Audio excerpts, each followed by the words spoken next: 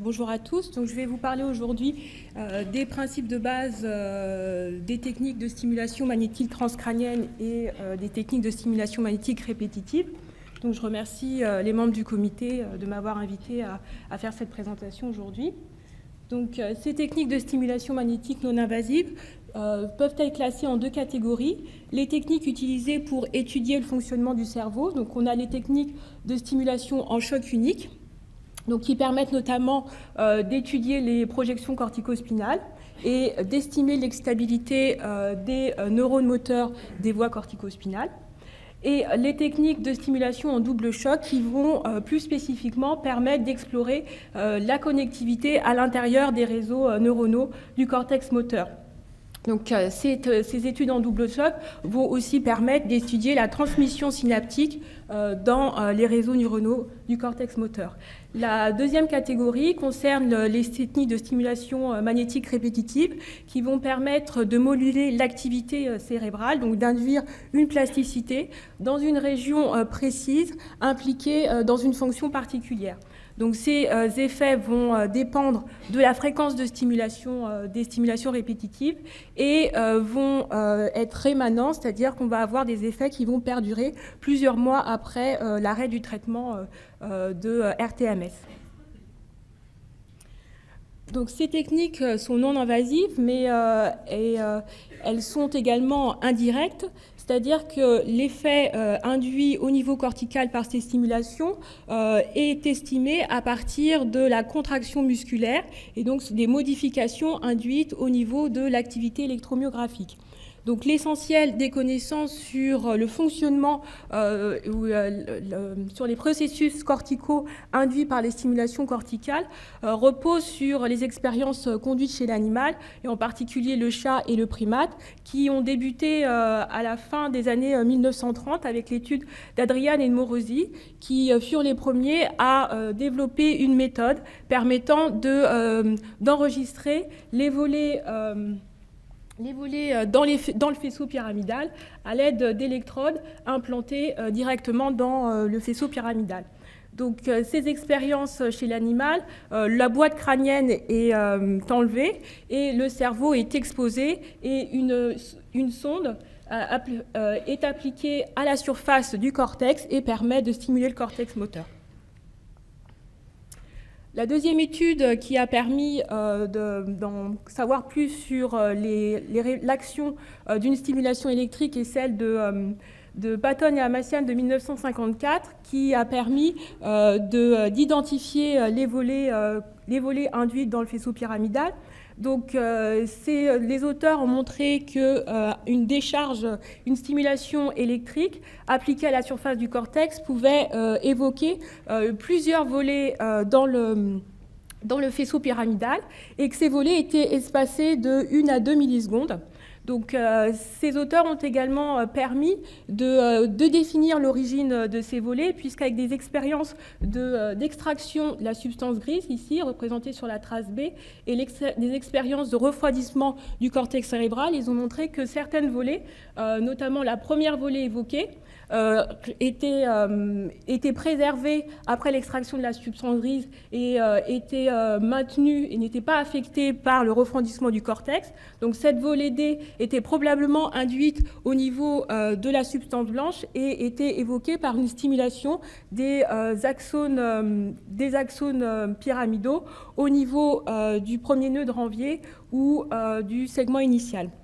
Les volées suivantes, qui, elles, sont supprimées après l'extraction de la substance grise et sont diminuées après refroidissement du cortex.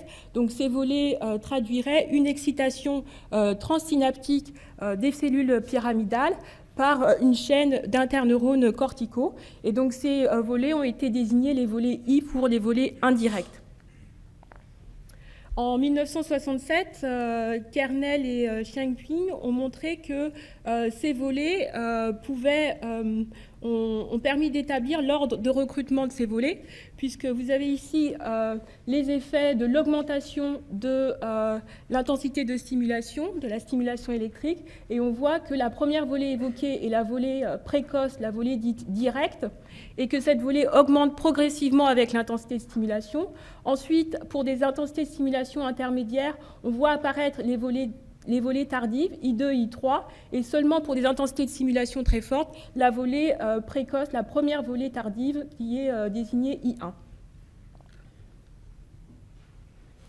Chez l'homme, il a fallu attendre les années 1980 pour que des chercheurs parviennent à mettre au point une technique permettant de stimuler électriquement le cerveau à travers un scalp intact. Donc cette technique a été appelée transcranial electrical stimulation, TES. Donc dans cette méthode elle consiste à appliquer 2 électrodes en argent. Une électrode appliquée, l'anode appliquée au regard de l'aire motrice du bras, et la cathode appliquée 6 cm en avant. Donc ces électrodes sont branchées à un stimulateur capable de décharger avec un courant de 2000 volts. Et donc cette stimulation va entraîner une contraction musculaire dans les muscles du bras, et cette contraction musculaire, elle se traduit par un potentiel évoqué dans l'activité électromyographique, le potentiel qu'on va appeler potentiel évoqué moteur. Donc malheureusement, cette technique s'est avérée assez inconfortable pour les sujets, puisqu'en fait, une faible capacité du courant traversait le crâne et allait activer le cerveau, et la majorité du courant diffusait entre les électrodes, ce qui entraînait des contractions et des douleurs locales. Donc ce problème a été résolu en 1985 quand Baker a proposé de remplacer la stimulation électrique par un champ magnétique. Et donc a mis au point la stimulation magnétique transcrânienne. Donc cette technique consiste à délivrer un champ magnétique grâce à un condensateur de haute capacité qui délivre une forte capacité de courant. Le courant, en traversant la bobine de fil métallique, va générer un champ magnétique, et ce champ magnétique, les caractéristiques de son champ magnétique vont créer un champ électrique induit qui va traverser en fait le crâne et activer le cerveau. Donc le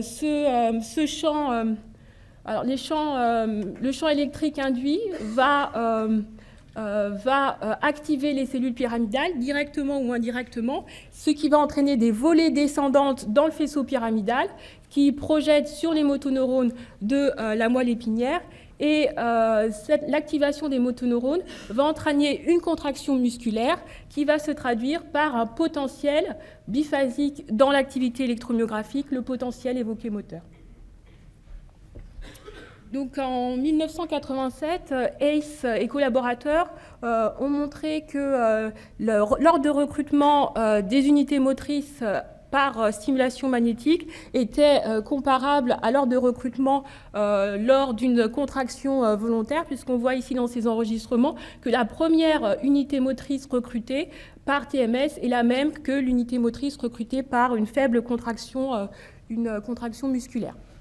Donc ces travaux suggèrent que le recrutement des neurones moteurs en réponse à la stimulation magnétique suit le principe de la taille énoncé par Henneman, et que les neurones sont recrutés des neurones de bas seuil vers les neurones de haut seuil. Donc c'est en 1990 que Toft a modéliser la diffusion des courants électriques à l'intérieur du cerveau.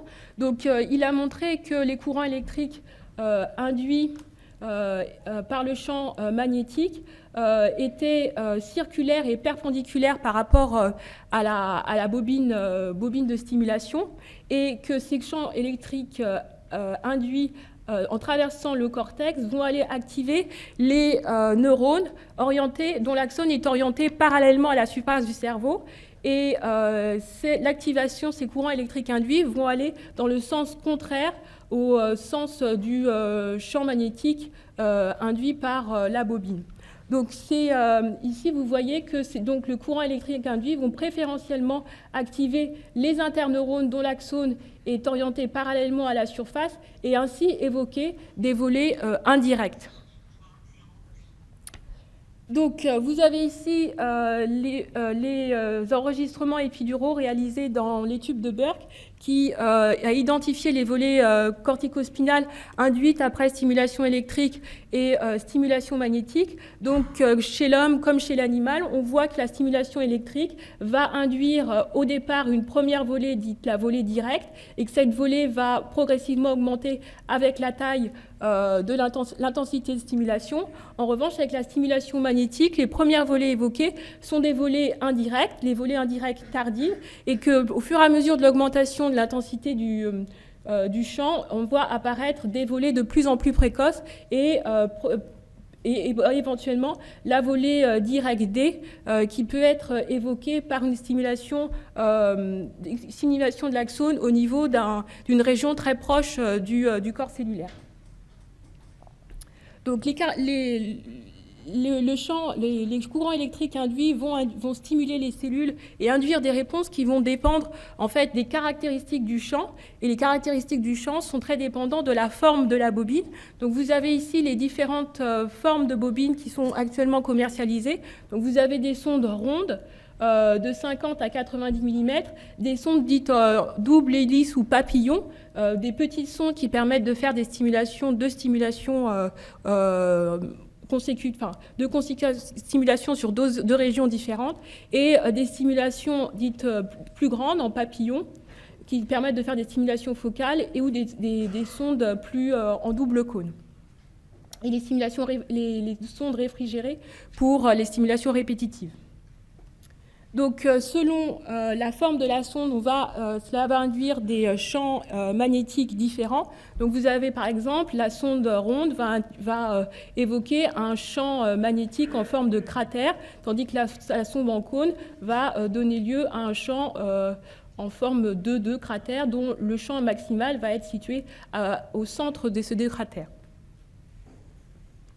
Donc, les champs électriques induits vont diffuser dans les couches superficielles du cerveau et vous avez ici les zones de la dispersion en fait, des courants électriques en fonction de la forme de la sonde et vous pouvez voir que par exemple les sondes circulaires sont beaucoup moins focales que les sondes en cône qui permettent en fait de stimuler jusqu'à seulement 20 mm autour du point maximal de stimulation.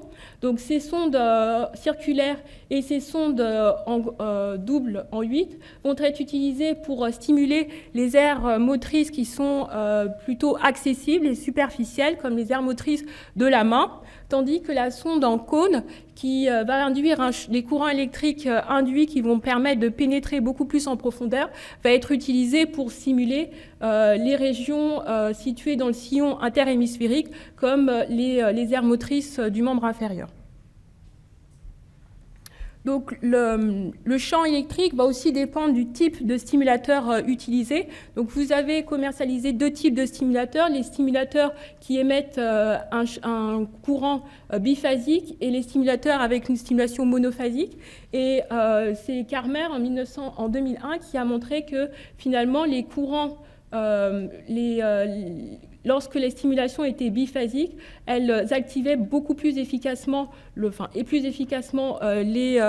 neurones moteurs corticaux et spinaux, puisqu'on voit que la courbe elle est plus située vers la gauche, mais néanmoins que le seuil de stimulation va dépendre du sens du courant induit dans la bobine. Et là, vous avez ici une étude qui a étudié l'influence de l'orientation de la sonde sur les réponses motrices évoquées dans les muscles de la main. Donc, vous voyez que selon l'orientation de la sonde, on va avoir des latences qui vont varier et que ces latences traduisent en fait l'apparition de volées différentes selon l'orientation de la sonde, soit des volées précoces, soit des volées plus tardives si le courant circule dans le sens postérieur, par exemple. Donc, tous ces facteurs qui peuvent influencer les réponses induites dans la réponse électromyographique entraînent une grande variabilité des mesures de TMS. Et pour pallier à cette variabilité, les industriels ont mis au point des techniques de neuronavigation qui permettent d'assister la stimulation magnétique. Donc, ces techniques reposent sur une caméra infrarouge qui permet de reconnaître des capteurs qui sont placés sur la tête du sujet et sur la sonde. Donc ça permet de positionner et de repérer la tête du sujet par rapport à l'espace. Et ces techniques, ces systèmes disposent d'un logiciel qui permet de reconstruire en 3 dimensions la tête du sujet et de localiser le point de stimulation et de calculer le courant électrique induit par la stimulation magnétique. Donc, à partir des années 1990, se sont développées un certain nombre de techniques de stimulation en double choc. Donc, ces techniques vont être utilisées principalement pour étudier les réseaux neuronaux. Donc, vous avez la première étude de Kujirai qui consiste à délivrer 2 stimulations successives en regard du même point de stimulation du cortex moteur. Donc là, dans cette méthode, la première stimulation, dite la stimulation conditionnante, est ajustée en dessous du seuil permettant d'évoquer un potentiel dans l'activité électromyographique, tandis que la stimulation test, elle, va évoquer un potentiel. Et lorsque les 2 stimulations sont évoquées, le PEM conditionné est plus petit que le PEM dit contrôle. Donc, cette diminution du PEM, cette dépression du PEM apparaît lorsque l'intervalle entre les stimulations est compris entre 1 et 5 millisecondes. Et cette dépression traduit l'activation d'interneurones inhibiteurs de type GABAergique qui projettent sur les interneurones excitateurs à l'origine des volets indirects et plus particulièrement des volets indirects tardives. Donc la deuxième technique est la technique permettant d'évoquer la facilitation de courte latente ou Short Interval Intracortical Facilitation. Donc cette technique a été mise au point par Tokimura en 1996. Et là, vous voyez les réponses induites lorsque 2 stimulations magnétiques sont délivrées successivement au même point du cortex moteur. Et donc l'intensité des stimulations est ajustée à peu près au seuil permettant d'évoquer un PEM. Et on voit que pour des délais compris entre 1 et 3 millisecondes, une augmentation de la taille du potentiel qui est due à une augmentation des volets tardives évoquées dans le faisceau corticospinal. La troisième est l'inhibition de longue latence ou long interval intracortical inhibition. Donc cette inhibition est évoquée par 2 stimulations ajustées au-dessus du seuil moteur. Et ces stimulations sont délivrées avec un intervalle de stimulation compris entre 50 et 200 millisecondes. Et on voit qu'on a une dépression en fait du PEM à ces intervalles. Donc ces techniques ces techniques de stimulation magnétique en double choc permettent d'étudier les interneurones corticaux. Les études pharmacologiques ont montré que l'inhibition intracorticale de courte latence était principalement évoquée par l'activation d'interneurones inhibiteurs localisés au niveau de la couche 5, avec des petits prolongements horizontaux longs, tandis que l'inhibition de longue latence résultait de l'activation d'interneurones inhibiteurs de type GABA-B. Donc la dernière stimulation en double pulse utilisée et que je vais vous présenter est la stimulation permettant d'évoquer l'inhibition interhémisphérique. Donc là, vous avez 2 stimulations délivrées sur chacun des cortex moteurs. Donc les intensités de stimulation sont à peu près ajustées à la même intensité. Ce sont des intensités permettant d'évoquer un potentiel dans l'EMG. Et on voit que pour des intervalles compris entre 6 et 30 millisecondes, en fait, on a une dépression du potentiel évoqué moteur, et cette dépression serait due à une diminution des volets tardives évoquées dans le faisceau pyramidal. Donc, je termine avec les techniques de stimulation répétitive. Donc, qui ont pour but d'induire une plasticité dans une région précise du cerveau. Donc ces effets vont dépendre de la fréquence de stimulation et en fait ces effets vont évoquer des mécanismes comparables à la potentialisation à long terme et à la dépression à long terme. Donc vous avez ici les trois protocoles permettant de faciliter le PEM. Donc la RTMS haute fréquence, l'intermittente θ burst et la PASS, donc pour des délais de 25 millisecondes. Et ici, les trois protocoles utilisés pour diminuer le PEM. Donc la RTMS basse fréquence, la θ burst en continu et la PASS pour des délais compris autour de 10 millisecondes, pour un délai de 10 millisecondes. Donc je vais aller assez rapidement parce que ça a été déjà vu dans le précédent topo. Donc en fait, la stimulation haute fréquence de 5 Hz, donc vous voyez ici l'augmentation du PEM qui est progressive avec l'augmentation du nombre de stimulations. Donc les PEM sont augmentés quand l'intervalle entre le PEM et le traitement de RTMS est compris entre 200 et fixé à 200 et 600 millisecondes. Et cette potentialisation du PEM n'est pas retrouvée la stimulation répétitive n'a pas d'effet sur le réflexe H, ce qui suppose que les mécanismes à l'origine de la facilitation sont d'origine plutôt corticale.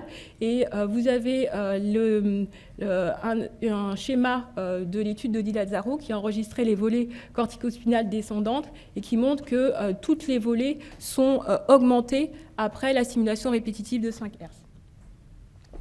La stimulation basse fréquence, RTMS basse fréquence, donc là c'est plutôt une stimulation qui dure à peu près 15 minutes. Les intensités de stimulation sont de l'ordre de 115% par rapport au seuil moteur au repos. Et vous voyez qu'on évoque une diminution, une dépression du PEM. Et cette dépression serait due aux diminutions des volées tardives. Donc les θ bursts, on a deux protocoles de θ burst, les protocoles de θ burst dits intermittents. Donc là, vous avez 3 stimulations qui sont délivrées à une fréquence de 50 Hz et répétées à 5 Hz. Et ce traitement va durer 2 secondes. Vous allez avoir une pause de 8 secondes et va être encore répété pendant toutes les 10 secondes. Et donc cette intermittente θ burst va faciliter le PEM, tandis que la θ burst en continu, donc là vous avez le même système, 3 impulsions délivrées à une fréquence de 50 Hz et répétées à 5 Hz, mais là pendant 40 secondes, et là ça va induire une dépression en fait du PEM. Et là vous avez la paire d'associative stimulation, donc a été plus longuement détaillée dans la présentation précédente. Donc c'est en fonction du délai entre la stimulation périphérique et la stimulation corticale, on va observer une augmentation du PEM à 25 millisecondes, quand le délai est compris à 25 millisecondes. Par contre, une dépression du PEM quand l'interstimulus intervalle est fixé à 10 millisecondes. Je termine avec les contre-indications à l'utilisation de la TMS, donc qui ont été définies lors des conférences 96 et 1998. Donc les contre-indications de la TMS sont assez proches de celles de l'IRM, c'est-à-dire qu'il faut éviter de stimuler des sujets qui ont du matériel métallique. Voilà, c'est essentiellement là, c'est pour les stimulations isolées. Par contre, pour la stimulation répétitive, on sait qu'on peut évoquer des crises comitales. C'est des sujets qui ont déjà des antécédents de convulsions. Et par contre, ces stimulations répétitives n'entraînent pas de maladie épileptique. On peut, chez certains sujets, évoquer des céphalées et des cervicalgies, notamment quand on fait des stimulations appliquées au niveau du cervelet. Et on peut modifier de façon induire des effets cognitifs et induire des effets motos de façon transitoire avec ces stimulations. Et on peut avoir des désagréments causés par le bruit de la stimulation répétitive et on a pour habitude en fait de mettre des bouchons d'oreille quand on enregistre les sujets. Voilà, je vous remercie de votre attention.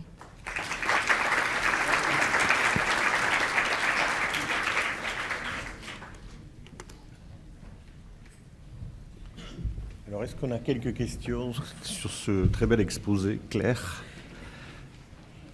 sur tous les principes de la RTMS? Moi, j'en ai un.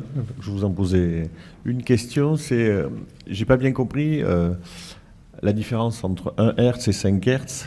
Enfin, les intensités hautes ou basses. Est-ce que c'est un effet sur des interneurones différents ou est-ce que c'est un effet sur les mêmes interneurones mais avec une résultante qui n'est pas la même? Là, pour la TMS 1 Hz, on voit qu'on a on induit une facilitation de toutes les volées, y compris la volée directe et les volées précoces, alors que pour la TMS 1 Hz, on va plutôt déprimer les volées tardives. Donc, ça suppose que c'est vraiment deux réseaux de neurones différents, parce que ce ne sont pas les mêmes interneurones qui sont à l'origine des différentes volées corticospinales. Y a-t-il d'autres questions? Véronique. En fait, j'avais cette question avant, mais je te la pose finalement. La passe à 10 millisecondes, elle est quelle origine? Elle est médulaire. Est-ce que c'est confirmé ça ou Question interne au labo. Donc, je ne suis pas une spécialiste de la passe. Je pense qu'on a un effet, notamment au niveau des volées tardives. Après, tu sais bien que tout ce qui est processus de RTMS, on regarde très peu ce qui se passe au niveau médulaire.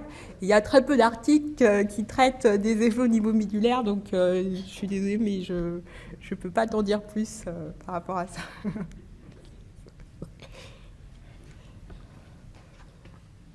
Dans la littérature, quel est le délai maximum d'évaluation des patients? Par exemple, des patients qui ont eu 5 séries ou même chez le sujet sain, par exemple pendant une semaine, tous les jours, des stimulations. Jusqu'à quel délai on est allé pour voir s'il y avait une poursuite de l'effet, un maintien de l'effet? Parce qu'en général, dans les études, c'est le jour même ou le lendemain, voire parfois une semaine. Mais jusqu'où on est allé dans l'évaluation? Là, on sait que les effets ils peuvent se prolonger jusqu'à 6 mois en fait, après l'arrêt du traitement d'RTMS. Et il y a beaucoup d'études qui regardent autour de 6 mois après les stimulations répétées de RTMS. Donc à ma connaissance, c'est de l'ordre de plusieurs mois, voire 6 mois. Donc on observe des modifications de l'excitabilité jusqu'à 6 mois. Voilà. Cortical. Une autre question, oui, devant. C'est peut-être un petit peu hors sujet, mais est-ce qu'il y a des études sur les enfants dyspraxiques et l'autisme? Je ne sais pas si c'est... Alors, ma connaissance, il y avait un protocole à la Pitié qui se menait sur le traitement de l'autisme, mais il n'y a pas grand-chose... J'ai vu dans vos contre-indications, il y avait les effets cognitifs. Donc, je me dis peut-être que dans le positif, oui, je on sais. peut peut-être agir sur les troubles d'apprentissage. Alors, pour les troubles d'apprentissage, c'est sûr qu'on a des projets qui sont menés pour améliorer l'apprentissage moteur. Et notamment, vous avez pas mal de projets qui concernent plutôt la stimulation répétée au niveau du cervelet, qui permettent ensuite de regarder si on peut fixer davantage l'apprentissage moteur. Mais après, pour... le langage, le calcul, les choses. Oui, alors ça, c'est connu que, par exemple, après une séance de stimulation répétitive, on a une variation, on a une amélioration selon selon la fréquence. Donc, pour les fréquences 5 Hz, on va avoir une augmentation de la concentration, donc on va être meilleur. Donc ça, c'est Wasserman qui avait montré ça. On va être meilleur pour tout ce qui est calcul mental et voilà, tout ce qui est question de raisonnement. Après, je ne sais pas trop à long terme sur quel effet ça peut durer, mais la RTMS, ça va être utilisée comme la TDCS pour transitoirement améliorer certaines fonctions cognitives, notamment le calcul mental.